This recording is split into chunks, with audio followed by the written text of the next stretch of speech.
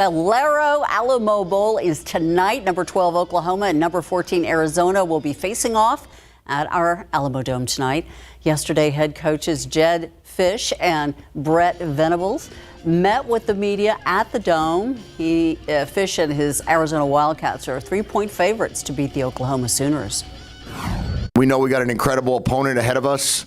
Oklahoma has done an amazing job this year, amazing job in years past, and it is a true blue blood of college football. So the opportunity for us to play them, we don't take lightly. We're very grateful for that, and we know they got a heck of a team. So we're going to have to bring our very best tomorrow evening, and we hope it's in front of a sold-out crowd. So if you haven't gotten your tickets yet, buy now. Our guys are excited to play. We got 70 scholarship players that are committed to finishing what they started, and really excited about what we've seen, and an opportunity for the 129th team in Oklahoma history to have a chance to go after an 11th win. What a blessing that is. Been done 27 times in Oklahoma's history, and tied with Alabama. So we got a great opportunity against a fantastic opponent, easily one of the best matchups in all the bowl season. So looking forward to tomorrow night. Did you hear the yelling coming from our control room? That was our producer, who's a Sooner. Kickoff for the Alamo Bowl is at 8:15. Football coverage brought to you by Davis Law Firm. Houston Texans rookie quarterback C.J. Stroud returning to limited practice yesterday for the first time in 2.5 weeks. He suffered a concussion in a game, and it has cost the Texans dearly. Houston has lost 2 of their last 3 games, so they really needed Stroud back as soon as he's healthy. Yesterday was certainly a step in the right direction as he approahes the end of his concussion protocol. It's encouraging to have CJ back out at practice today. It's encouraging to see him. It just lifts everybody's spirits to see him back doing well and still progressing in the right direction. So, happy about that. Can you tell us more about his status and where he's at? Yeah, right now he's in stage 4 of the concussion protocol. Still has one more phase. The Texans play at noontime against the Titans this Sunday. We'll be right back. Still ahead in our next half hour, 30 new laws going to effect on the 1st. How one of those laws is going to affect college campuses all across the state. Plus, how many guns were reported stolen from vehicles in our area just in the last year? You might be shocked.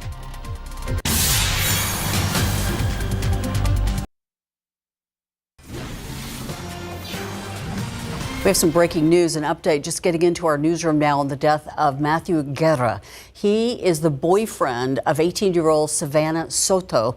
Both of them were found dead over the weekend, the holiday weekend. The Bexar County Medical Examiner confirming that Guerra died from a gunshot wound to the head. However, they have not confirmed exactly his manner of death yet. That's going to come from the medical examiner. We'll continue to follow the story and give you the latest updates as we get them. But again, now we're getting some confirmation from the medical examiner that Guerra died from a gunshot wound to the head. We are not clear, though, on who had the gun. Taking a look outside with live cam, crystal clear out there. If you're coming into town from Oklahoma, are you happy about this weather, Mike? Depends if you like warm weather, if you like cold weather. Some folks are continuing to complain, even here in the newsroom, that it's a little too cold for their taste. But this is what we would expect this time of year as far as temperatures are concerned. We have got 56 degrees right now out there at the airport. Dew point stands at 37, which means the air is still very dry air upstairs in the atmosphere, which is why we've got these beautiful blue skies out there and a little bit of a breeze out of the west. That's going to be shifting around to the north as the day rolls on. We had cold start this morning, got down to 37 degrees, about 4 degrees below normal, 4 or 5 on average around the area. Obviously, that has turned into a beautiful day. Same thing tomorrow. Pretty much cut and paste. We're going to be down in the 30s starting off, and then a nice warm up to a normal high temperature in the low 60s. Going to the weekend, cold in the morning, warm in the afternoon, mid 60s Saturday, 70 on Sunday, and then a front comes through here late on Sunday, and that's going to help us start off 2024 on the cold side. Highs only in the 50s, and small chance for some rain. We'll talk about that coming up in just a couple of minutes. Ursula? Thank you, Mike. The search continuing right now for the person responsible for killing this man. Police say that 29-year-old Damian Franklin was shot multiple times just days before Christmas. Take a look at the video from the scene last Wednesday at Highway 151 near South Callahan Road on the city's west side. Police are saying that Franklin was found on the side of the access road with several gunshot wounds to his back. If you know anything that can help lead officers to a suspect, to a gunman, you're being asked to call Crime Stoppers. The phone number is on your screen. It's very small. It's 210-224-STOP. A woman will face more than 10 years behind bars for her role in a shooting death of a 19-year-old mother. Natalie Carrington was sentenced to 15 years in prison yesterday. She's one of 6 people who are charged in what was supposed to just be a robbery, but it ended up being a shooting of Jasmine Williams in July of 2020. Initially, Carrington and her co-defendants faced capital murder charges in the case, but all of them were given plea deals for lesser charges. The victim's sister says justice was not served here. Justice really failed the judge, the prosecutor. I feel like he could have did more work, but he came in late. So there's a lot of stuff that wasn't said, a lot of stuff that was hidden, put under the rug, and yeah, it was failed. Both the defense and the prosecution say that Natalie's testimony before the grand jury helped to re-indict the shooter, Kyle Phillips, after his charges were dismissed. The San Antonio Police Department releasing a very troubling gun statistic. Just this year, SAPD says more than 2,000 guns were stolen out of vehicles. SAPD says it's counted roughly 2,400 guns taken from vehicles in 2023. SAPD says you should always plan ahead before you go shopping or you visit a place that won't allow a gun. You should also document your gun's serial number and report it to police if it is stolen. The beginning of the new year means new laws going into effect on January 1st. One of the main ones going into effect is Senate Bill 17, which will require public universities to end diversity, equity, and inclusion work.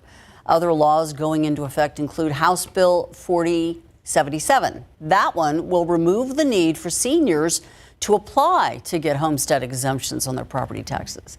And House Bill 4500, it's going to require insurance providers create internet portals that can help healthcare providers streamline a patient's insurance process. 30 laws in total going into effect on the 1st, and you can read all about them. We've got them all on our website, KSAT12. A tractor-trailer driver in custody after an hours-long chase and standoff with police on I-10 in Houston. It started when an officer saw the truck parked in the main lanes of the interstate, but when the officer pulled up behind it and turned on his overhead lights, the driver then drove off slowly. More officers joined in. It became a chase. Police used stop sticks, which hit 2 tires, the truck eventually coming to a stop here, but the driver refused to get out. They tried numerous things, deploying gas, deploying less lethal, verbal commands, gave him every option to come. He remained resistant the entire time, did not answer any commands or anything like that. So at some point, they had to physically position themselves as safely as possible to extract him out. So police are saying now that the driver appeared to be impaired or was in a daze and was revving the engine. The driver taken away for medical attention and charges are pending. The sheriff says the truck container was empty and there were no weapons found. We turn now to the crisis at the U.S.-Mexico border. Leaders in Mexico last night announcing a new strategy aimed at alleviating the situation. ABC News' Rachel Bade has more. Mexican officials unveiling a new task force to address the migrant surge at the U.S.-Mexico border, a move that comes after U.S. officials pressed the nation to do more to stem the crisis. Sources telling ABC News that U.S. Secretary of State Antony Blinken and DHS Secretary Alejandro Mayorkas pushed Mexico to step up immigration enforcement within their country, help reopen ports of entry, and encourage migrants to stay in Mexico. Mexico's foreign affairs minister heeding that request, telling reporters after the meeting that as part of the new task force, Mexico will regularly meet with countries in Central and Latin America. The next meeting will be in January. One senior U.S. administration official telling ABC News that the U.S. is pleased with what Mexico proposed. The news coming as overwhelmed border officials brace for the arrival of this caravan, a group that's estimated to top 6,000 migrants. The month of December is on track to have the highest number of apprehensions ever, according to CBP officials. Some days they predict could even reach 10,000. Elsewhere in the U.S., Republican Texas Governor Greg Abbott continues to infuriate Democratic mayors by sending migrants to their own cities, all on the taxpayer dime. New York City Mayor Eric Adams rebuking him.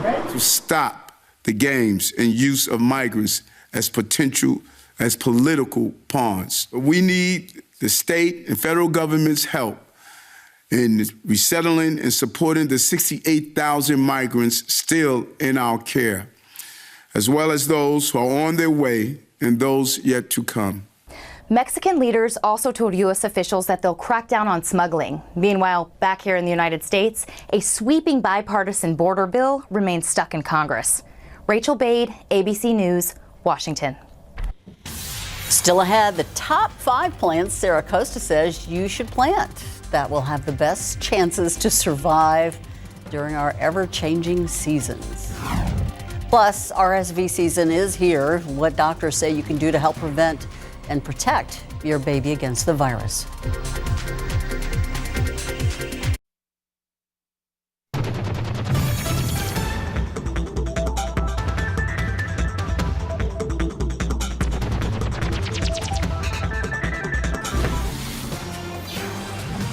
RSV season is here, and if you don't know how to protect your child against it, it could lead to an ER trip or worse. Producer Haley Powers explains ways you need to prevent the spread of the virus and the signs that your baby may need to go to the hospital. RSV is a common wintertime respiratory virus that can be passed by touch and in the air. It can cause significant issues for children, but especially babies under the age of 6 months. To help prevent the spread of the virus, doctors say to wash your hands, show your kids how to wash their hands the right way, and to teach them proper cough hygiene. Every kindergarten teacher around the country knows they're going to teach their kids to cough in their elbow, to try not to touch others. If your baby gets RSV, watch their breathing and look for respiratory distress. That can be things like fast breathing and using their belly to push air out. One way you can help is by getting the mucus out of their nose. We recommend doing a saline spray up each nostril and then suctioning out the mucus. And you want to do this on a very regular basis. If your baby is showing signs of respiratory distress, running a fever, are dehydrated, or fatigued, get them to the hospital as soon as possible. And remember, if your kid is sick, keep them home. Haley Powers, KSAT12 News. Can't get enough of this picture. Okay, maybe we should have a game. Find the cloud. Yeah. Good luck with that. It could take maybe a little while. Not going to find many today nor tomorrow. Next couple of days, a few of them out there as well. It's kind of whether you want to bottle and keep. All right, let's jump ahead to next week. Climate Prediction Center, 6 to 10 day outlook, leaning toward better than average chances of some rain around here, which is good news. Leaning toward the cool side of things for that period. And same thing then going into the next 8 to 14 days. A little bit better chance of precipitation, a little bit better chance of cooler weather. How about the next few days? How about the weekend, last weekend of the year? Details coming up.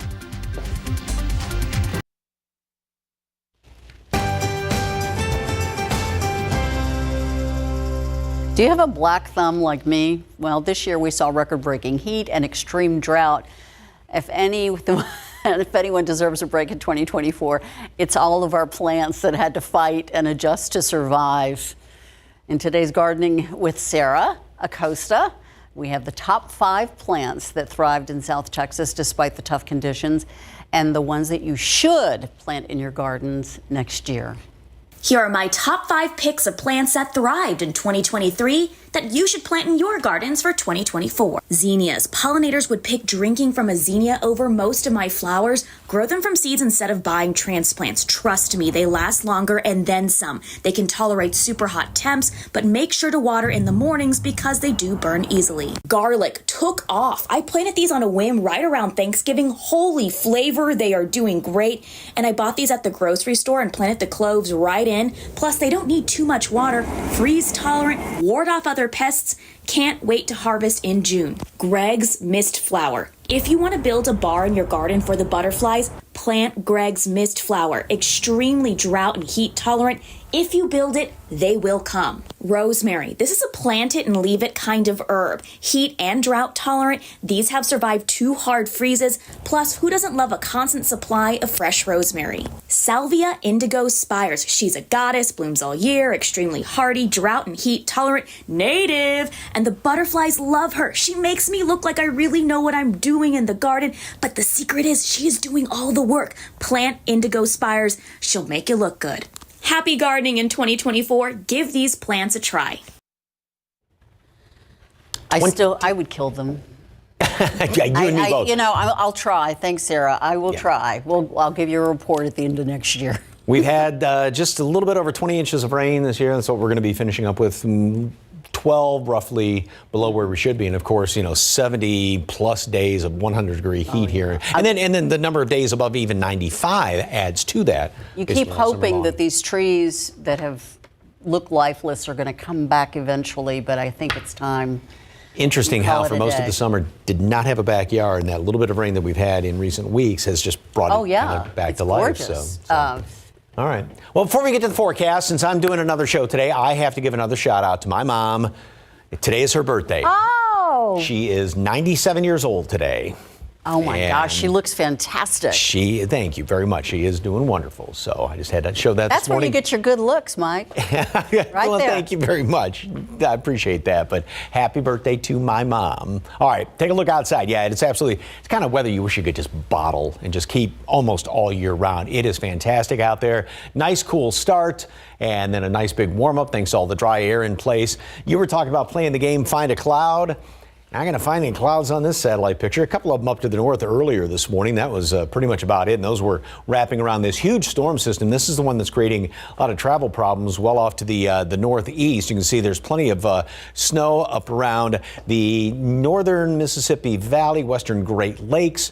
Chicago, big hub there, obviously, may have some potential delays, even around Detroit with a little bit of rain. And then also further up to the northeast around somewhat New York, and then as Boston on top of that. But that huge big system right there, that's the same one that has been pulling down the cold air for us. So this will continue to slowly work its way off to the east. Very, very cold. It's going to take some of that snow and even move it through portions of the Ohio Valley. So if you're traveling up that direction, Tennessee Valley, you want to definitely check ahead. We stay nice and cold tomorrow morning. Nice warm up throughout the day, but only up to a normal high temperature in the afternoon. Then we get into Saturday. Chilly start. A little bit of a bump right here, this little ridge. And so what that means is that's going to warm us up a couple of degrees. Mid-60s on Saturday, 70 on Sunday. And after that, we get another shot of some cooler air coming on in here, this quick little nudge of it. And that's going to be with the front moving on through on Sunday night into Monday. Now, right on the heels of that is this next low developing here. And this is going to be coming in a bit quicker than it had looked like even earlier this morning. So that's going to give us the chance of rain on Tuesday, work its way on out of here. Now, later on in the week, and I know Climate Prediction Center had that chance for some rain even going in through next weekend. We've got another one of these cutoff lows out here. These things kind of have a mind of their own. They can sit there and spin, and you think it's going to do one thing, and then when it finally gets in here, it tends to do something else. But as of right now, it is looking like this is going to pull some rain in here by then next weekend. So that may, that'd be what, the 5th, 6th, 7th. Going to be a wait and see type situation to see if indeed this does have a mind of its own and decides to change course. But that's the way it's looking as of right now. 62 today, 62 tomorrow after cold start. Chilly again on Saturday morning. Make it up to 65. A couple of extra clouds maybe in the afternoon. And Sunday, warm day, 70. Front's going to move through. It's going to come through dry. So if you are heading out Sunday, it is going to be no problem as far as any precipitation is concerned. And then cooler on Monday and starting off cool most all of next week. And very chilly New Year's Eve. 2024 already. Here we go. Still ahead, how the writers' strike affected the entertainment business this year.